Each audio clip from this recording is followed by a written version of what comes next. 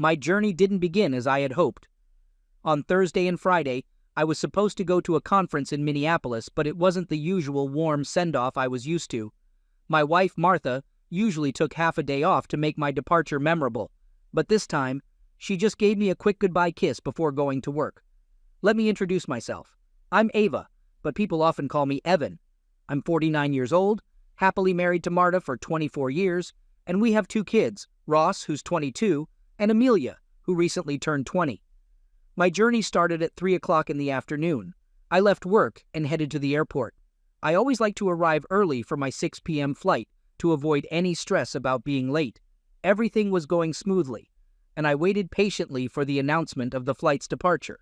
However, luck was not on my side this time. The flight from Minnesota was delayed due to bad weather and an impending snowstorm. After a 45-minute delay, we finally boarded the plane. About 30 minutes into the flight, I noticed the plane making a subtle leftward turn. At first, I thought it was a minor adjustment, but it became clear that we were turning around. The pilot confirmed that due to the severe snowstorm, we couldn't land in Minneapolis, so we had to return to where we started. Back on solid ground, I hurried to the airline's check-in desk to rearrange my plans for the next morning. Fortunately, I managed to get one of the last available seats on the next flight. Despite missing the conference, I was determined to attend. As I sat down, a glimmer of hope emerged, but I couldn't get to the conference immediately. I called my contact in Minneapolis to let them know about the delay and left a detailed message on my boss's voicemail. Anxiously, I called home, hoping to hear Martha's comforting voice. To my shock, she didn't answer, and the house was dark, with her car gone from the driveway. I left my luggage in the car and cautiously entered the house. I heard voices coming from the living room, which surprised me. It turned out the TV had been left on, and that led me to a troubling conclusion. Martha had apparently come home after work, and I clearly remembered turning off the TV before leaving. I silenced the TV and searched for any sign of her, but found none. Anxiously, I called her mobile phone. Finally, she warmly inquired about my whereabouts, a question that had become a familiar part of our marriage, now tinged with genuine concern and interest. In response, she mentioned that she was at home, watching TV shows. As she spoke, the weariness of my long journey began to wash over me. In that moment, my sole desire was to be with my wife, seeking solace in her presence and sharing closeness moments, even if only for a few precious hours. Despite the flight delay, I held on to the hope of unexpected, joyful hours in the comfort of our own bed. However, within just 30 seconds, the contentment of returning home was replaced by a profound sense of uncertainty. Instead of anticipating the warm embrace of my devoted wife, with whom I had shared 24 years of love and trust, I was confronted with the shocking revelation of lies and deception. It was an unexpected blow that left me speechless and unsure. I couldn't help but question whether she had truly cheated on me and why she would do such a thing.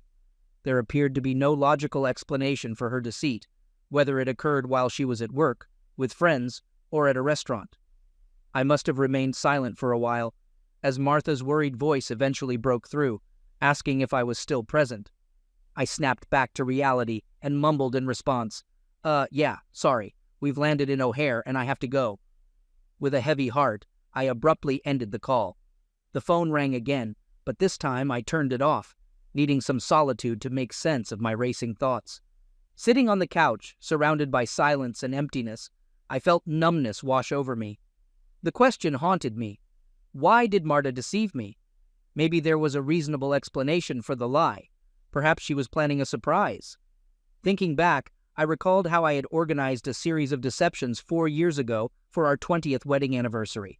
I had secretly arranged a 2-week cruise and involved her boss and parents in the plan, creating a web of deception. The memories of that lie came rushing back. In the midst of my confusion, one persistent thought crept in, which I vehemently rejected. It was a thought I refused to accept. Not us. We wouldn't be in this situation. It was simply inconceivable. And that, I thought to myself, was it? Realizing that my daughter Amelia might know about all of Marta's surprises and plans, I quickly dialed her number from memory. My beloved daughter's voice greeted me on the phone and asked how I was. I inquired with genuine curiosity about her well-being, and she replied, saying she had just finished her homework and was watching TV. Feeling the importance of the situation, I cautiously asked if she had talked to her mom recently, and if Marta had mentioned anything to her. Amelia mentioned that they had their usual weekly phone call on Sunday, giving me a glimmer of hope. I then asked her if she happened to know anything about a surprise Marta was preparing. I made it clear that I didn't want to know the nature of the surprise, only if Marta was planning something. My voice held anticipation as I waited for her response. Amelia's reply shattered my hopes. She mentioned that she didn't know anything and inquired about what was going on, unaware of my worry. Coming up with a feeble explanation, I told her that Marta had been acting a bit strange lately, and I wondered if she was hiding a nice surprise, perhaps for my 50th birthday. Amelia quickly dismissed the idea, reminding me that we had celebrated my birthday last month. Having failed to get any information, I accepted the truth and wished my daughter a good night. She replied, sounding dejected. I realized that the surprise I'd hoped for wasn't going to happen. The question remained, why would Marta deceive me? Possible explanations started to form in my mind. Perhaps it's related to an upcoming promotion. That's likely the case, I concluded. Even though I couldn't understand why she would lie, I considered the possibility that she was still working hard to achieve that elusive promotion. Lately, she had to stay late at work several times due to her unwavering dedication. However, deep down, Martha knew that no promotion could outweigh the value of the time we lost together. She understood that I wanted her to reduce her work hours so we could spend more time together, a reasonable request that she understood. Ironically, I recalled an important decision I made a few months before our 20th anniversary, turning down a promotion. It had been nearly 5 years since I had enthusiastically accepted a job offer to become the vice president of finance at my company. But this role required frequent travel to the company's headquarters in Chicago for board meetings and visits to various factories across the country. Initially, I was excited about the job offer, but Martha quickly raised doubts, making me reconsider my decision. The cautionary tale of a colleague who went through a divorce just 2 years after accepting a similar position couldn't be ignored. While financial success was a reward for him, it came at the cost of loneliness and suffering. Given the circumstances, and the fact that our children still needed guidance and support through their remaining years of school, Marta understandably didn't want to take on this responsibility alone. Throughout the week, we had in-depth discussions about the potential consequences of accepting the promotion. Gradually, it became clear that I was on the verge of losing sight of what truly mattered in my life, my wife and children. Regaining clarity, I made a heartfelt decision to decline the promotion, recognizing that my commitment to my family took precedence over material success. The past few months had been challenging as Marta pushed hard for her promotion. It brought back the doubts I had about my own career growth. Since our children were now in college, our family consisted of just the two of us. While Martha thought her promotion was attainable with minimal impact on our lives, such as more business trips, I worried about the many hours of overtime I would need to put in. Seeing my wife for only an hour or two a day during the week left me dissatisfied. Brief moments together didn't bring contentment, and the lack of quality time together weighed on my heart. The decline in our closeness life couldn't go unnoticed. Martha became increasingly engrossed in her work, spending Saturdays and even Sundays at the office. When she returned home, fatigue consumed her, leaving no energy for anything else. It had been a while, if not impossible, to remember the last time we were closeness. 3 weeks ago last month. Specific details blurred into a depressing haze. Acknowledging that age contributed to our diminishing physical connection, it was hard to ignore the sad lack of bed life we used to share.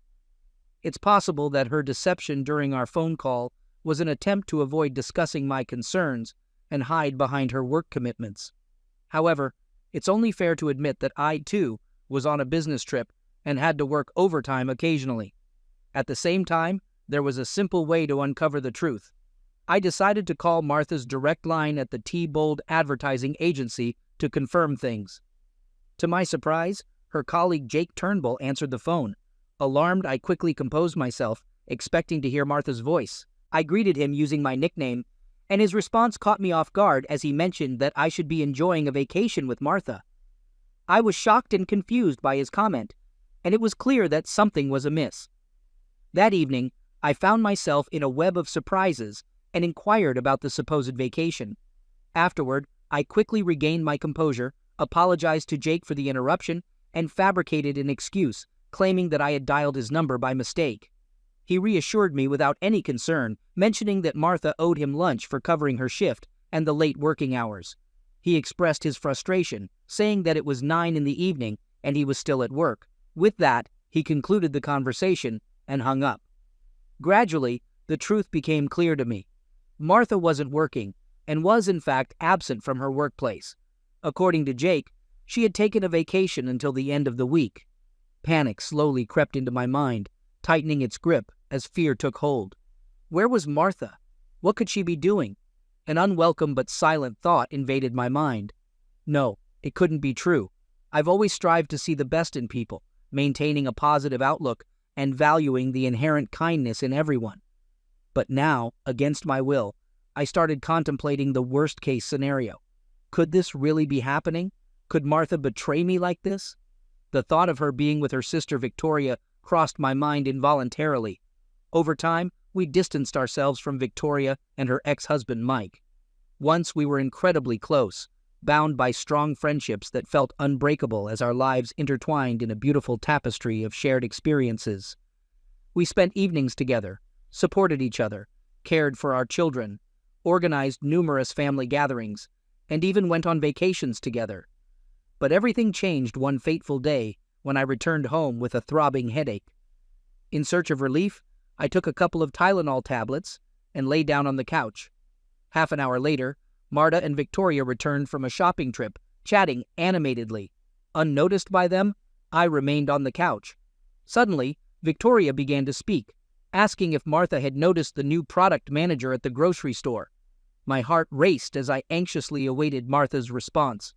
She calmly replied that she found him cute, admitting that he had smiled at me.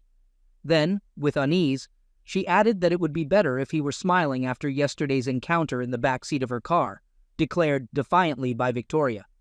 To my surprise, my wife responded disapprovingly, cautioning Victoria that she might get caught, risking the loss of a good husband and more. Unfazed, Victoria responded confidently, assuring Martha that she was always careful. With those words, they abruptly left, leaving me in a state of uncertainty. As someone who values honesty and integrity, I struggled to bear the weight of this revelation. Uncertain of the right course of action, I found myself at a crossroads. One thing was clear: Mike deserved to know the truth. Hearing about Victoria's infidelity would undoubtedly devastate him, and the thought weighed heavily on my heart. I knew that Mike, upon learning of her betrayal, would not hesitate to kick Victoria out of their home. I carried the burden of potentially causing the collapse of their marriage. Did I really want to be the reason for such a profound change? Before I could reach a final decision, my wife returned home with our children. Comforted by the fact that she disapproved of her sister's actions, I decided to postpone my decision until we could discuss it further. That evening, as we prepared for bed, I broached the subject, seeking her guidance. I cautiously began, explaining the situation and sharing the news of discovering infidelity in our circle. Her expression initially revealed uncertainty, as I asked in all seriousness what I should do and whether confronting the cheater with anger was an appropriate response. Martha took a moment, carefully considering the circumstances surrounding the situation. She began slowly, suggesting that it might depend on the specific situation, and that there were various factors to consider. Seeking further clarity, I presented hypothetical scenarios for discussion, inquiring about our friend Mike and whether we should turn a blind eye if he had cheated before and picked up a woman at a bar. I wanted to know her viewpoint. The weight of the situation hung in the air as I contemplated potential courses of action. Suddenly, Martha sat up in bed, gripping the phone tightly and expressing her anger. It was clear she felt compelled to take immediate action and inform Victoria about the betrayal. Instinctively, I gently took her phone and told Martha that I would handle the situation, as it was my responsibility. Martha had doubts about the correctness of our decision and asked what was going on. I responded confidently, assuring her that I was sure and hoped that Victoria would kick the cheater out of the house. Martha looked at me with determination in her eyes, affirming that we wouldn't let him stay with us, She declared firmly that he could find his own place and that she wouldn't shelter a cheater in our home. Luckily, things played in my favor, and Mike answered the phone. I began with a heavy sigh, addressing him as his favorite son-in-law. Mike responded with a touch of humor, acknowledging that I was his only son-in-law, making me automatically his favorite. He asked what was so important that I was calling so late. After taking a deep breath, I cautiously continued, warning him that I had overheard a conversation and had devastating news to share. I told him that his spouse hadn't been faithful and had cheated on him just yesterday. There was a long pause on the phone as Mike absorbed this shocking revelation. When he finally spoke, his voice was barely audible, filled with disbelief. He expressed his doubt, asking if I was absolutely certain it was about his Victoria. I confirmed that I had heard it directly from her own mouth, describing it as more of a boast, without a hint of remorse. Expressing my condolences, I offered my support and told him that we were there for him and the kids. Mike reassured me and hung up the phone. Martha looked at me with sadness in her eyes, tears welling up. She whispered that she was proud of me and asked for a hug, feeling lost and scared. Embracing her, I offered comfort in the face of uncertainty. After a moment of calming down, I inquired about whether they should consider seeing a therapist, curious about their potential next steps. Martha, feeling weary, mumbled sleepily, expressing doubt about whether therapy would change anything and mentioning that once someone has strayed, they tend to do it again. I quietly agreed with her assessment. The ringing of the phone roused me from sleep, and I answered groggily, trying not to disturb Martha. Victoria's furious voice lashed out at me, demanding answers about what I had told Mike. I responded calmly to Victoria, stating that I had told Mike the truth and emphasized the importance of honesty, as Martha watched with concern and resolve. Victoria's voice was filled with anger as she expressed disbelief that her sister would betray her. I firmly replied that sometimes the truth comes out unexpectedly, and we both agreed that cheaters should face the consequences. Victoria's tears began to flow uncontrollably, and she confessed that Mike had kicked her out of the house. I reiterated that it was a deserved consequence. Victoria pleaded desperately, asking what she should do and if she could come to us. Regretfully, I replied that we couldn't provide refuge to a cheater, and she would have to navigate the situation on her own. Victoria seemed shocked by my response, and I turned to Martha for guidance, asking her what to say to a cheater who wanted to come to us. Martha leaned towards the phone and firmly declared that she didn't want a cheater in her house and told him to get lost. I then conveyed a message on behalf of both of us, stating that Victoria was no longer a part of our lives and that she should stay away from us. We didn't want her to come or call.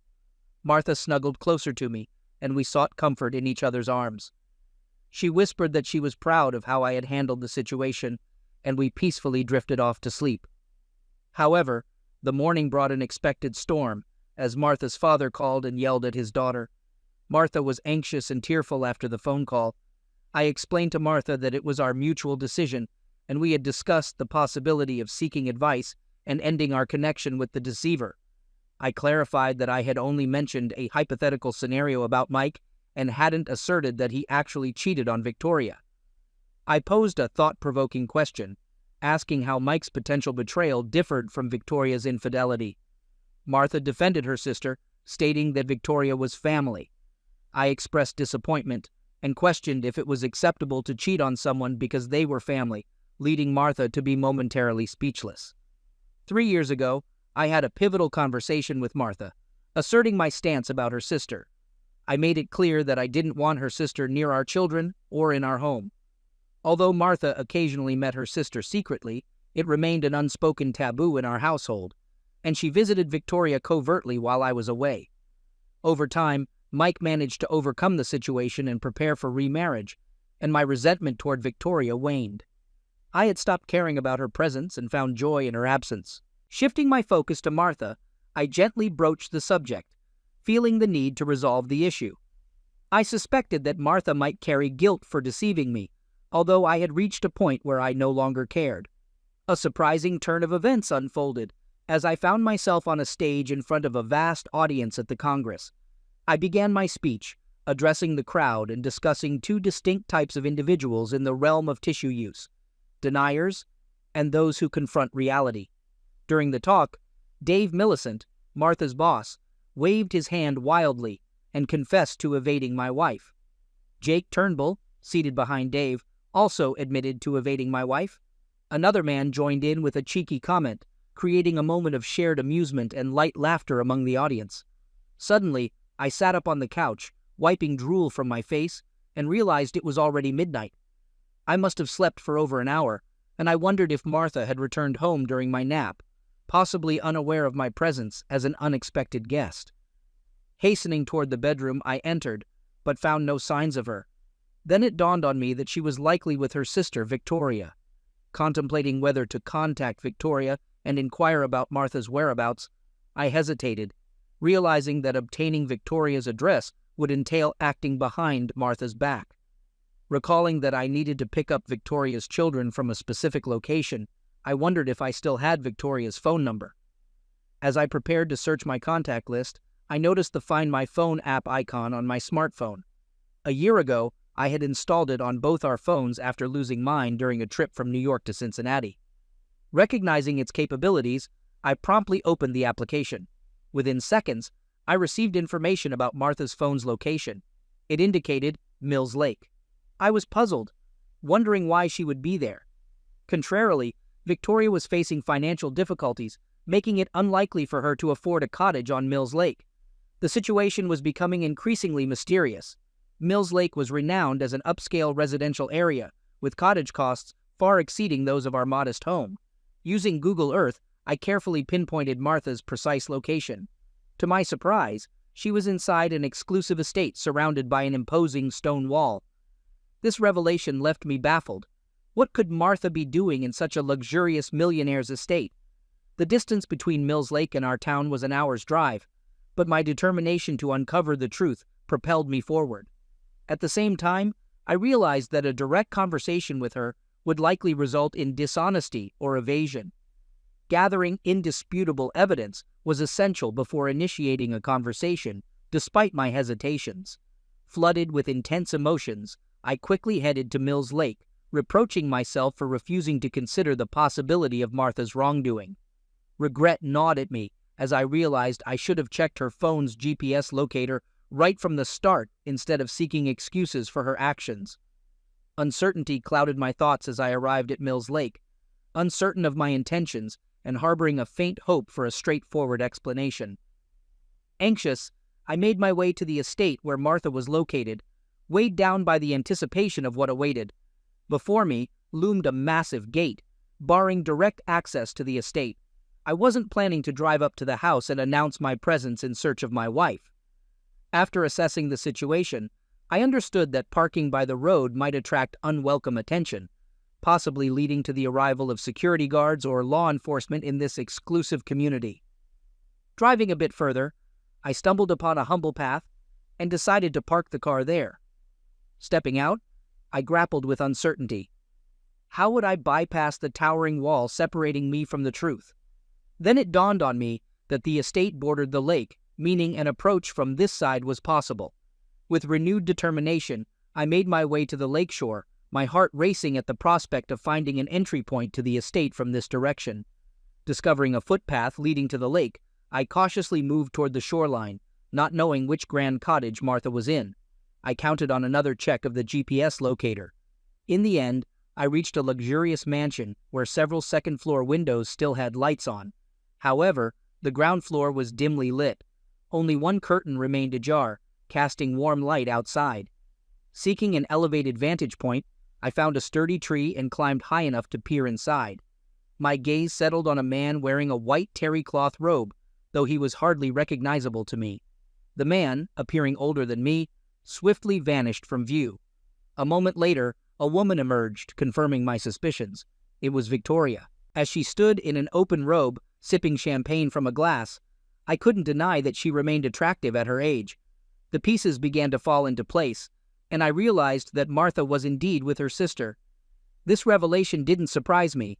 Given the financial implications of a divorce, it seemed likely that Victoria was seeking a wealthy partner. Yet, I couldn't help but think that Martha had been drawn into a lifestyle I disapproved of and didn't want for her. As events unfolded before my eyes, I witnessed a scene that left me disheartened.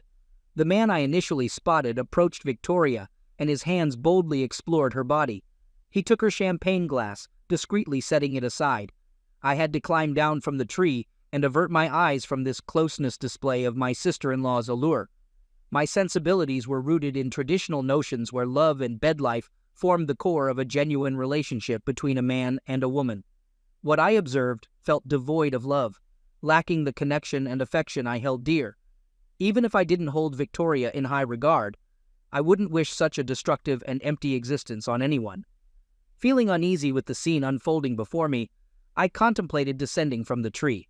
However, as the couple moved away from the window, I locked eyes with Martha. She sat on a distant couch, sporting a foolish, inebriated smile. My heart sank, frozen in bewilderment. Her robe was open, revealing a sight that sealed the fate of our marriage.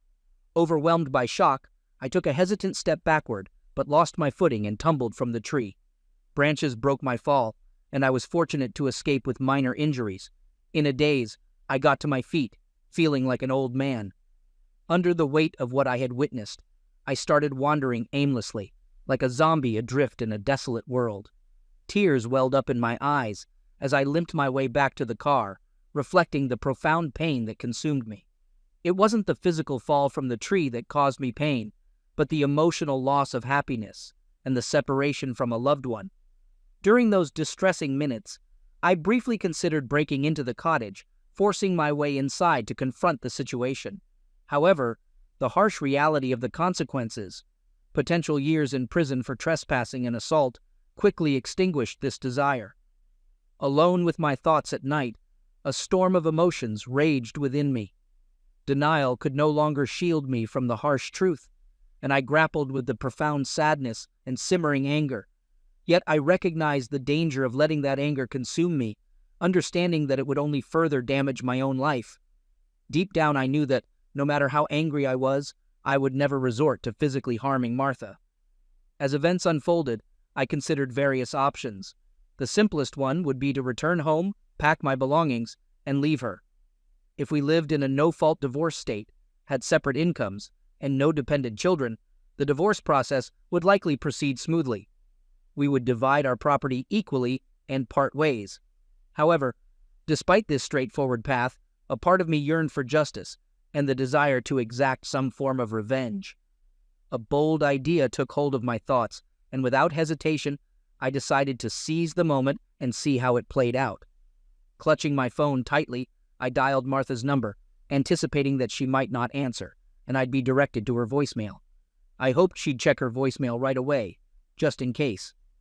"Hi, honey," I began, projecting my voice onto the answering machine recording. "Since you didn't pick up the home phone, I'm calling you on your mobile. I wanted to alert you not to be alarmed when you hear my keys in the door. In a few minutes, amid the chaos of a flight delayed by a blizzard and uncertain arrival times, I left a message for Martha. It had been a chaotic evening, and I outlined the challenges we faced. Our flight had been diverted to Chicago, but we were finally on our way back home. They couldn't pinpoint our exact landing time, but I estimated I'd be home in about 30 minutes. Then, I said goodbye and hung up. Knowing Martha would receive a notification of a new voicemail, curiosity and anxiety would undoubtedly eat at her late into the night. Leaving a message at that time was unusual, adding to the intrigue. I pictured her reaching for the phone, eagerly checking her voicemail, hoping for clarity amid the chaos. I silently prayed that Martha would be intoxicated enough not to notice that I couldn't use my mobile phone during the flight. Panic must have been growing inside her. She realized she might be ensnared in her own deceitful web. In a fit of rage, she was likely contemplating how to get ahead of me and rush home, hastily dressing and fielding questions from her sister and lover. My phone rang, interrupting my thoughts, and I quickly answered, realizing that she might be trying to gauge my time of arrival. I began the conversation with a weary tone, apologizing for potentially waking her up. She replied, assuring me that it was okay, and informed me that she was on her way home, expecting to arrive in about an hour, give or take a few minutes. Martha acknowledged my response with a simple, "Okay," and ended the call promptly. I soon saw her car exiting the estate's gates and speeding down the highway. My heart skipped a beat as I witnessed her reckless driving, nearly swerving into a ditch, and it became evident that she was much more intoxicated than I initially thought. Although I felt anger and frustration, I realized that her actions posed a threat, not only to herself, but also to innocent people on the road. Despite my lingering resentment, I couldn't bear the thought of her life being in jeopardy. As the mother of my children, determined to ensure her safety, I decided to follow her, ready to intervene if necessary. Thinking quickly, I dialed special services and informed the operator that I wanted to report a drunk driver. I described the car's erratic behavior, how it had almost collided with mine, and its reckless swerving. I also provided details about the car, mentioning that it had pulled onto the south side of the highway at Mills Lake and was a dark blue Ford Taurus. I had memorized the last 4 digits of the license plate and emphasized the urgency of stopping the car before its driver caused harm. The operator thanked me for my report and assured me that a patrol car was on its way to apprehend the intoxicated driver. Keeping a safe distance, I continued to tail Martha, navigating the traffic carefully. 2 exits later, I noticed a patrol car approaching her location. From a distance, I could see a patrol car parked on the bridge, facing the highway. As Martha's car came into view, the patrol car quickly accelerated, flashing its lights to signal her to pull over. I drove past them, feeling a mixture of relief and deep sadness.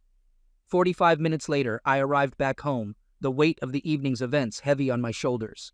It seemed almost ironic, but undeniably tragic. In a single night, the life of someone I deeply loved could have been reduced to a series of unfortunate consequences. A somber realization settled within me, making me consider that Martha's actions could have resulted in a fatal car accident and the subsequent grief and suffering for my children. I paused to reflect, allowing my fears to surface, acknowledging the fragility and preciousness of life.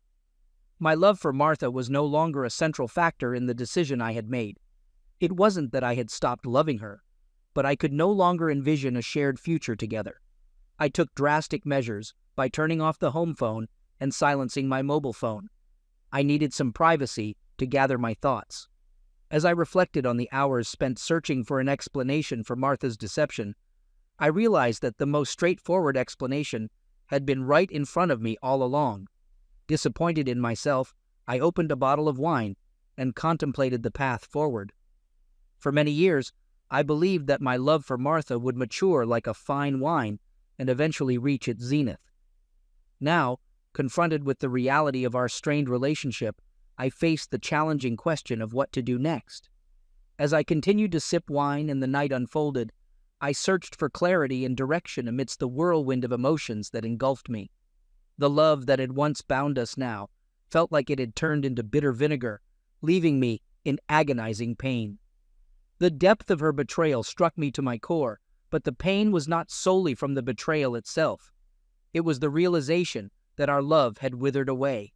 This love had defined me for the past 26 years, 24 of which were spent as husband and wife. Without her, I felt lost, like a soul adrift, devoid of purpose and self-identity. Could I go on without this love? The pain intensified, making me contemplate putting an end to the suffering, perhaps by finding solace in the depths beneath a bridge. I had never imagined living without Martha. Starting life anew felt like an insurmountable challenge, filled with uncertainty. How do you plan your life when a person who has been your everything is suddenly gone? I was at a loss, unsure of where to begin. Making decisions without consulting Martha seemed inconceivable. Family had always been the focal point of my life. I carefully weighed every choice, considering the well-being and happiness of my wife and children. Even our social life revolved around our family's needs, and I rarely engaged with colleagues and others. While I attended obligatory work events like the annual Christmas party, my priority had always been getting back home quickly. The times I ventured beyond these obligations were few. Over the past decade, I'd occasionally reminisce about the times when we socialized with colleagues, but now, with the kids gone, it was just Martha and me. And now, I found myself alone, engulfed in my sadness. I had no one to love, no one to lean on. For the first time in my life, loneliness became my unwelcome companion. Why did she choose this path? Why resort to cheating when a straightforward divorce would have been more painful, but perhaps more considerate of the years and joyful moments we shared? When did she stop loving me? Did she merely endure our relationship until our children grew up and moved away? When did her care and attention wane? As our children embarked on their own journeys, I saw it as an opportunity to invest more in Martha and our relationship. I didn't realize that she saw it as the end of our shared path. I watched as a stranger became a constant presence, suggesting they were comfortable with each other, or perhaps how easily deception had infiltrated our lives. Martha and her lover, leaving me isolated and unloved, made it evident that we were no longer a couple. In the midst of despair, my pain became a connection to life. It served as a painful reminder of what I had lost, of the best moments we had shared, and most importantly, of the presence of our children. In that dark moment, my children became my saviors, casting a glimmer of hope upon me. My self-esteem had plummeted to the point where I lacked the strength to lift myself out of the abyss of despair. My children came to my rescue. Just thinking about them provided a faint spark of self-preservation. Soon, Ross and Amelia would go on their independent journeys and start their own families. To shield myself from the impending wave of grief, I realized I needed to distance myself from all of it. It wasn't an easy task, but it was filled with pain. I understood that I'd always carry the memory of Martha, of how I loved her, but I'd also remember her with another man. I needed to extricate myself from this situation. Throughout my life, I had always been content with simple expectations. Even though my parents weren't wealthy, I had the fortune of growing up in a family where deep affection prevailed. The material possessions that now surrounded me seemed insignificant in comparison. As I contemplated everything I owned, I realized that clothes, a car, and a laptop were the only items worth taking with me. The more I thought about it, the clearer my path out of this predicament became. I made the decision to pack my belongings and disappear without a trace. I no longer wished to gaze upon the woman who had once been the center of my universe. Just seeing her would serve as a painful reminder of my loss and the constant ache within me. With renewed determination, I rose from my seat, ready to act decisively. I swiftly packed several bags, and it took me only 30 minutes to do so. Soon, I was loading my things into the car. It was just shy of 6 in the morning when I completed the packing. Exhausted, yet resolved, I decided to take a brief nap, confident that Martha would still be in detox until late in the morning. When I closed my eyes, thoughts filled my mind about starting afresh. My phone's alarm woke me at 9 a.m. Without delay, I scheduled an urgent meeting with a lawyer. Following that, I headed to the shower to symbolically wash away the remnants of the past. With a heavy heart, I removed my wedding ring and placed it solemnly on the table next to the phone. This final act marked the beginning of my journey toward a new chapter in my life, one where I sought personal liberation and happiness.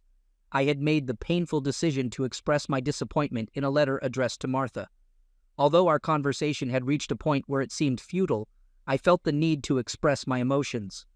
Martha, it saddens me to acknowledge that I now see you following the path of reckless promiscuity and loneliness that often accompanies your sister. Perhaps it's an inherited trait, a sad legacy. By the time you read this, I will have completely removed myself from your life, ensuring that our paths never cross again. The extent of your betrayal has left me reeling in a pain I couldn't even fathom. The intensity of my pain is beyond measure. Nevertheless, I am grateful for the 24 years of happiness we once shared and for the 2 wonderful children you gave me. Trying to be fair and honest, I will be brief in this farewell. May you quickly return to the arms of your beloved, leaving behind our broken family. I thirst for a justice you couldn't provide. Did your dissolute escapades bring you any satisfaction or revenge for your actions? The man you were with, judging by the grandeur of the mansion, was quite wealthy. I no longer have the desire to see or talk to you.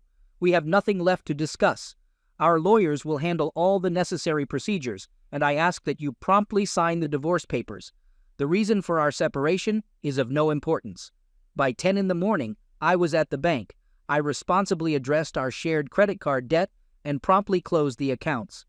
Taking immediate action, I visited the bank to obtain a cash receipt for our entire savings and securities. Additionally, I ensured that there were sufficient funds in the checking account to cover the mortgage and utility bills for the next 2 months. Taking a further step toward independence, I removed my name from the joint account. Upon leaving the bank, I held a substantial check amounting to approximately $250,000. Before noon, I arrived at work, surprising my boss, who expected me to be in Minnesota. When I shared the news of my immediate resignation and relocation, his surprise grew. Our relationship held a unique meaning that transcended the typical employer-employee dynamic. My boss had maintained his current position because I turned down a promotion, and initially he wasn't pleased and felt indebted to me. But 2 years ago, during his divorce, I explained that my decision to decline the promotion was due to his situation. Since then, our relationship had evolved from a traditional boss-employee arrangement into one of equal partnership. He began by stating that he understood my desire to resign and was willing to accept it. Instead of going through the HR department and writing a check for my $401K, he had an alternative proposal. He offered me an opportunity in their newly established optical division in taxi. Although the salary would be lower than my current position, there were reportedly affordable housing options there that would enable me to secure decent housing at an attractive price. We sealed our agreement with a handshake, and he agreed to spread the word that I had chosen to leave my job voluntarily. The next step was to meet with my lawyer and explain my decision to separate from Martha. I instructed him to serve her with the divorce papers and grant her the power of attorney to sell the house, which represented 50% of our total assets. Although my lawyer, who was also a close family friend, attempted to persuade me to consider alternative scenarios, he soon realized the significant changes awaiting me. By midnight, I would be in another city, in another state, and without a wife. In the afternoon, as profound fatigue overcame me, I sought a place to rest and stumbled upon a rather dated motel around 8 o'clock in the evening.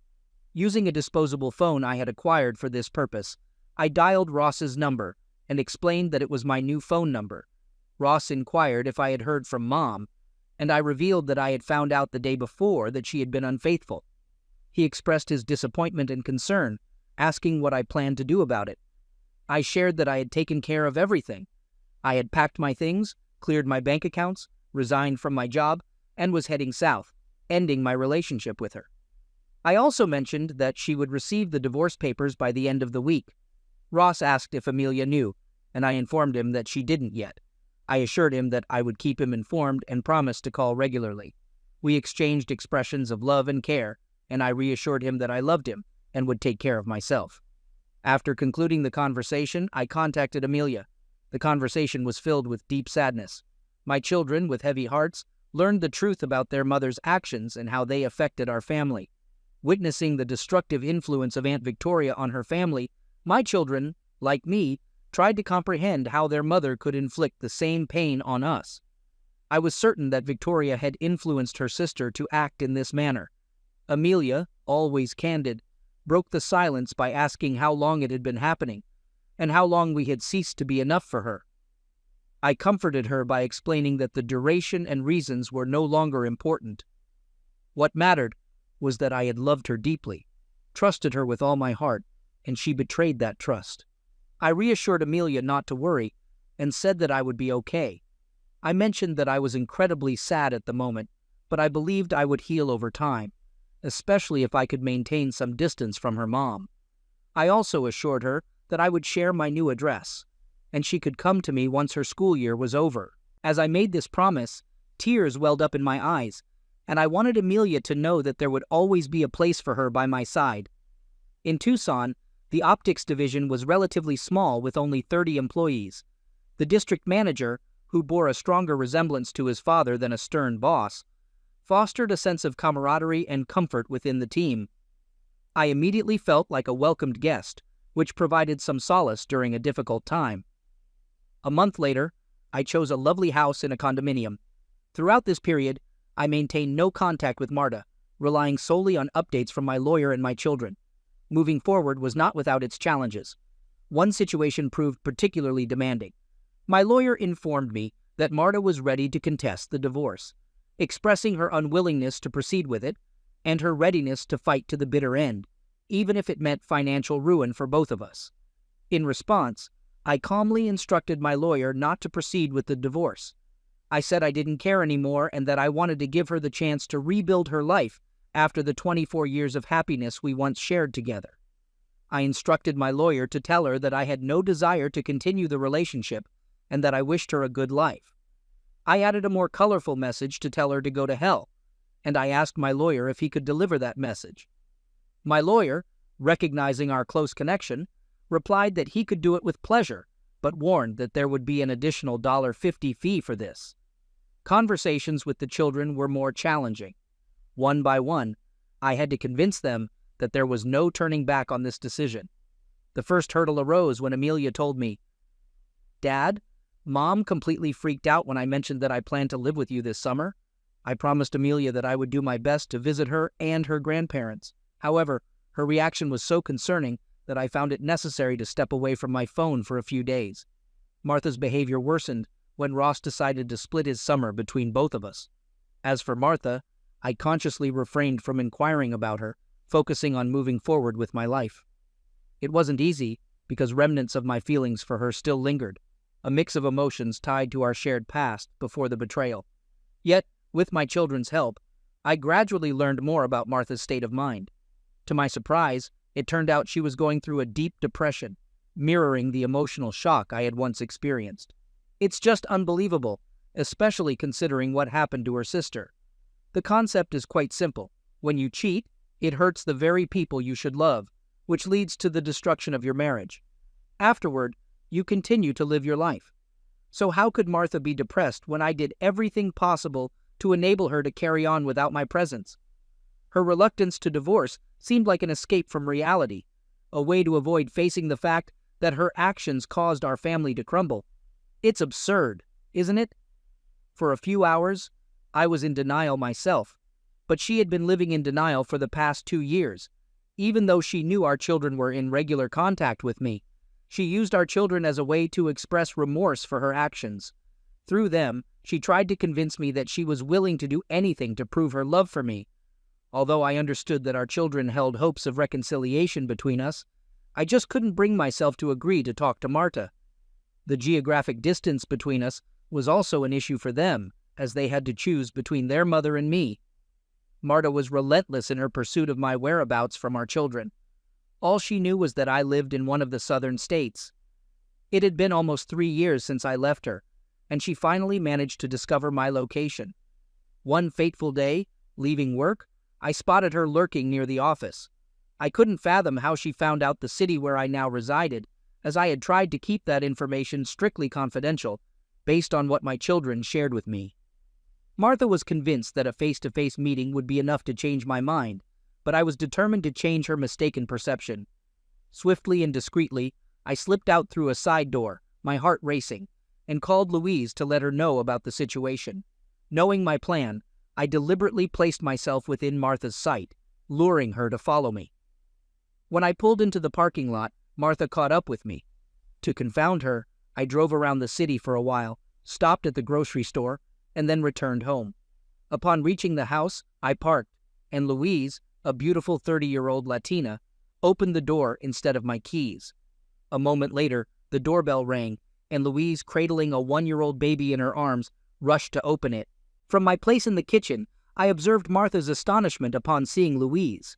Louise greeted her with a distinct Spanish accent and asked how she could help. Martha expressed her desire to talk to me.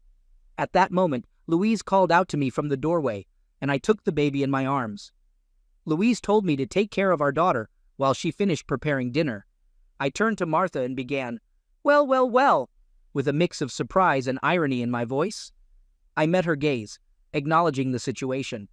I inquired with a resolute yet attentive tone, asking Martha what she wanted after almost 3 years apart. She responded in a barely audible whisper, confessing that she needed to apologize and convey how deeply sorry she was for the pain she caused me. She acknowledged that it wasn't my fault, but rather her own foolishness. Martha expressed her love for me then and now, describing me as the best husband and father a woman could hope for, while admitting her own thoughtlessness and genuine remorse for the suffering she had caused. I found her sincere apologies moving, but I knew it was essential to end this charade promptly. I replied, "Well, it's all right," feigning happiness. "As they say, all of this is in the past. I haven't dwelled on these memories for so long that I can genuinely say, I forgive you. As I looked at Tamarita, who was radiating with joy while in my arms, I continued, in conclusion, I sincerely wish you a joyful life, filled with love, much like mine, and my voice carried genuine sentiments. Martha's tears streamed down her face, and she mumbled something unintelligible. She hesitantly approached, embraced me, and hurriedly left the house. I closed the door behind her. Louise, noticing my fragile state, emerged from the kitchen feeling relieved and sad. She gently took Tamarita from my arms, sensing my need for comfort. I leaned against the closed door, giving in to tears. Touched by the scene, Louise hugged me tightly and planted a gentle kiss on my forehead. With a determined look, she reached for the phone.